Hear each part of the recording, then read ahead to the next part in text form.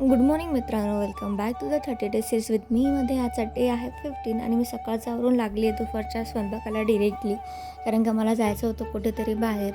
तर त्या अगोदर आम्ही दोघांनी पन्हं घेतलं, कारण का ते खूप रिफ्रेशमेंट आणि थंडावा देतं त्यासाठी. त्यानंतर असं दोघांनी पन्हं एन्जॉय केलं.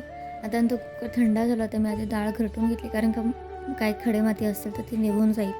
आणि जसं ॲज इट इज आपण उडदाच्या डाळीसाठी जे वाटण काढतो, तर सेम ॲज इट इज हे अख्खी मसुरासाठी पण आपण काढू शकतो.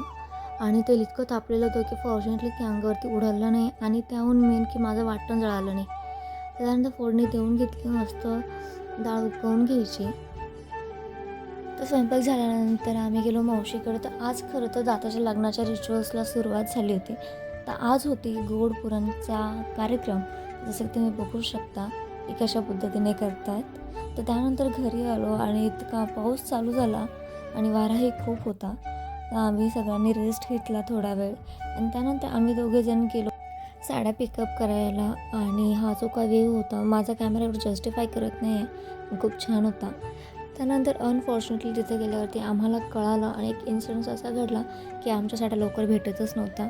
पण खूप मशक्कत त्यांनी केल्यानंतर फॉर्च्युनेटली त्या भेटल्या आणि आम्ही घरी आलो. त्यानंतर मी बनवते रात्रीच्या जेवणासाठी ज्वारीचे घावन आहे आणि ही प्रोसेस रेकॉर्ड करता करताच लाईट निघून गेली. तर आजचा दिवस असा काही स्पेंड झाला. परत भेटूया उद्या. Thanks for watching.